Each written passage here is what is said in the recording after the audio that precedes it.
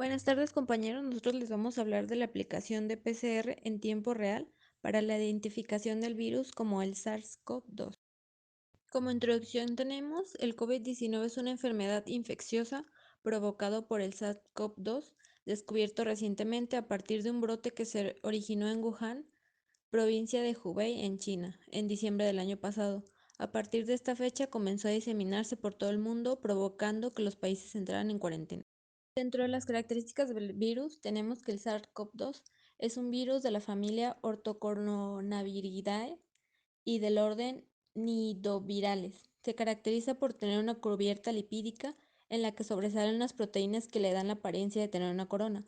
Posee un tamaño mediano, una cubierta en forma de bicapa lipídica en la que se encuentran dos proteínas, la proteína S, que utiliza el virus para entrar en las células humanas, y la proteína E, una proteína anclada a la membrana que interviene en múltiples actividades para la formación del virus, como en el embalaje. Codifican el ARN polimerasa dependiente de ARN, realiza su replicación en el citoplasma, posee ARN monocatenario de sentido positivo con un gran genoma, por lo que estos virus mutan y se recombinan con frecuencia. Su forma de transmisión es por contacto a partir de secreciones del infectado o al entrar en contacto con ojos, nariz y boca. Tiene un periodo de incubación de 4 a 7 días, pero puede extenderse de 10 a 14 días. Sus síntomas son fiebre, dolor de garganta, tos y presión en el pecho. Las complicaciones que puede presentar son diarrea, leucopenia, trombocitopenia, neumonía, fallo renal o incluso la muerte. Esta pandemia ha presentado una alta prevalencia. El caso se intensifica en personas de la tercera edad o en personas con patologías preexistentes. Hasta el día de hoy, 18 de mayo del 2020, se cuenta con 4.801.943 casos confirmados, 1.776.641 personas recuperadas y 317.695 muertes. Entrando a nuestro planteamiento de problema, les voy a dar una breve explicación de la reacción en cadena de polimerasa o PCR. Esta reacción es una técnica de laboratorio común utilizada para hacer muchas copias de una región en particular de ADN. Este método utiliza secuencias cortas de ADN llamados cebadores para seleccionar la parte del genoma que vamos a amplificar. Es una técnica muy establecida, utilizada de manera rutinaria en todos los laboratorios clínicos y que está basada en la amplificación de fragmentos de ADN mediante ciclos consecutivos de incrementos y bajas de temperatura, lo cual permite que a partir de pocas secuencias iniciales de ADN ampliar a grandes cantidades que se puedan detectar mediante una fluorescencia. Diagnóstico. En términos generales, los métodos de detección de virus respiratorios podrían clasificarse en tres estrategias diferenciadas, cada una de ellas con sus ventajas y limitaciones. Tenemos la detección del material genético del virus, la detección del virus como entidad individual mediante la detección de antígenos virales y la detección de anticuerpos generados en el organismo huésped infectado. Nosotros nos enfocaremos en la detección del material genético. Primeramente se toma una muestra de las partes del cuerpo donde se acumula nuestro virus, el cual se toma por medio de hisopos combinados o un aspirado nasofaríngeo. Si la muestra se va a llevar al laboratorio en menos de 72 horas, se deberá almacenar y enviar a 4 grados centígrados. Si esta muestra se tarda más de las 72 horas, se deberá almacenar a menos de 80 grados centígrados y enviarla en hielo seco o nitrógeno líquido. La siguiente parte es la extracción del ARN vírico y la purificación. Se procede a la transcripción inversa del ARN para convertirlo en un ADN mediante una enzima específica. A continuación se añaden pequeños fragmentos adicionales de ADN que complementan determinadas partes del ADN vírico transcrito. Estos fragmentos se adhieren a partes específicas del ADN vírico del virus presente en la muestra. Algunos de los fragmentos genéticos añadidos sirven para crear la cadena de ADN durante la amplificación y otros para producir un ADN y añadir marcadores a la cadena, que se utilizan posteriormente para detectar el virus. Por último, se introduce esa combinación en un aparato de PCR, un termociclador, donde se someten a ciclos de calor frío para provocar determinadas reacciones químicas que dan lugar a nuevas copias idénticas de partes específicas del ADN vírico.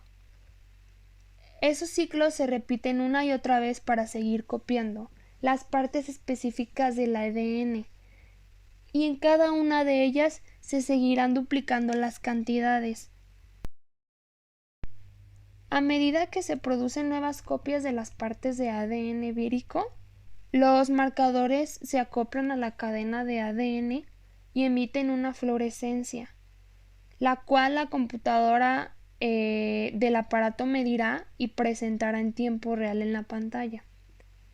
La computadora hace un seguimiento de la magnitud de la fluorescencia de la muestra tras cada ciclo. Cuando ésta supere un determinado nivel, se confirma la presencia del virus.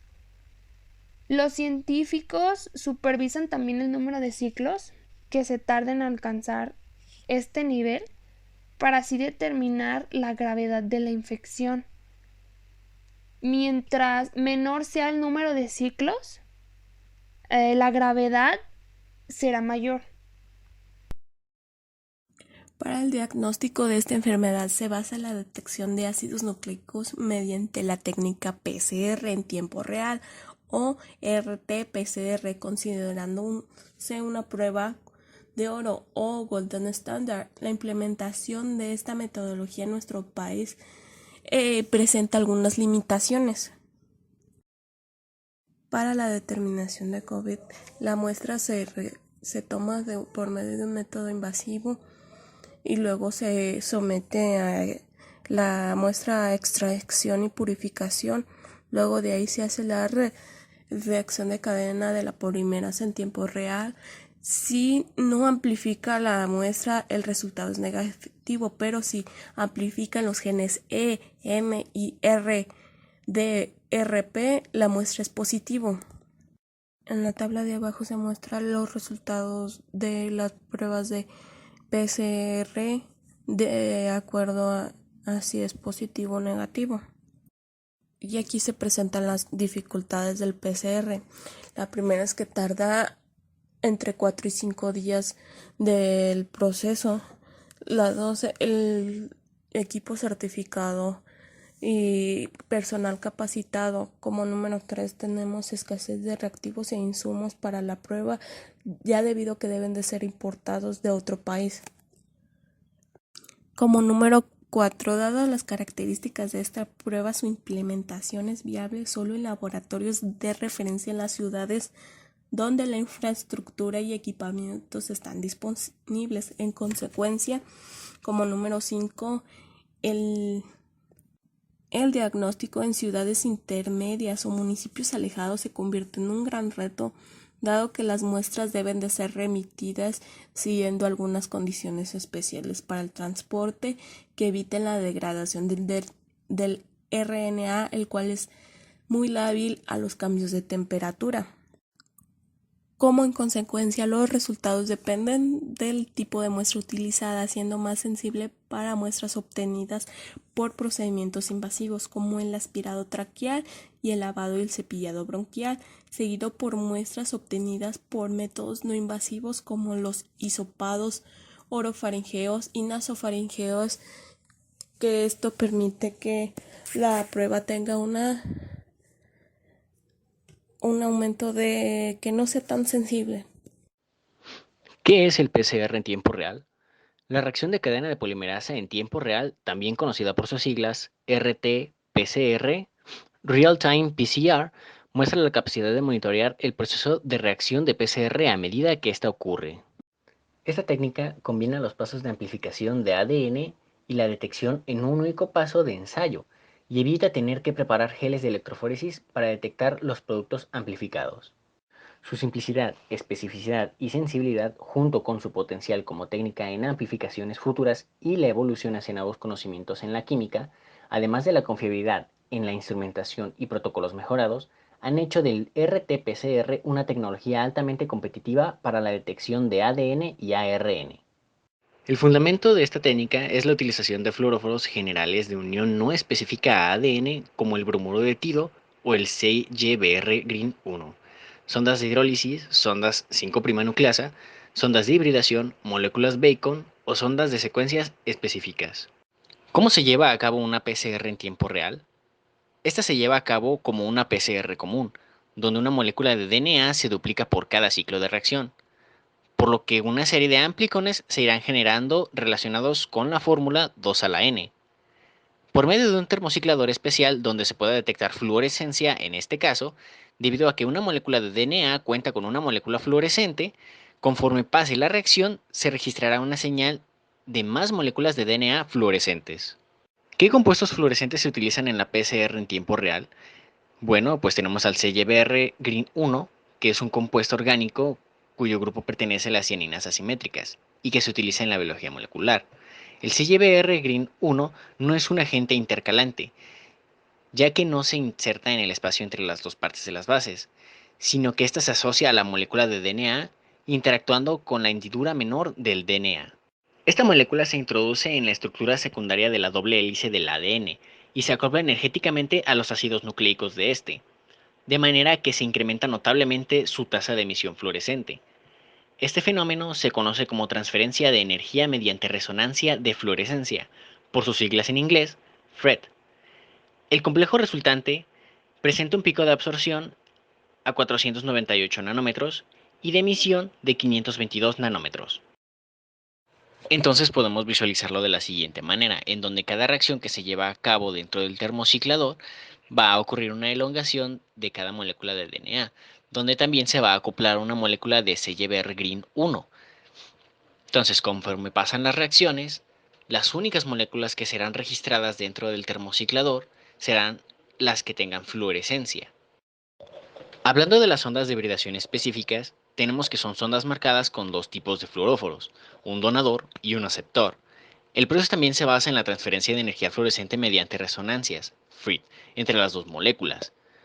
Las más utilizadas son las ondas de hidrólisis, conocidas comercialmente como TACMAN. Estas se dividen en tres: las ondas de hidrólisis, moléculas Bacon y Scorpions. Hablando de las ondas de hidrólisis, tenemos que son oligonucleótidos marcados con un fluoróforo donador en el extremo 5' que emite fluorescencia al ser excitado y un aceptor en el extremo 3' que absorbe la fluorescencia liberada por el donador. Para que esto ocurra, las moléculas donadora y aceptora deben estar especialmente próximas. Además, el espectro de emisión de la primera se ha de solapar con el espectro de absorción de la segunda. La sonda molecular Bacons es una sonda parecida a la anterior. Tiene una molécula donadora en el extremo 5' y una aceptora en el 3', pero además presenta una estructura secundaria en forma de asa en la que reside la secuencia de unión específica con el ADN diana. Los extremos permanecen plegados cuando la sonda no está hibridada, lo que conlleva a que el donador y el aceptor estén muy cerca uno del otro. En esta conformación, la fluorescencia emitida por el donador es absorbida por el aceptor y no se capta en el lector del equipo.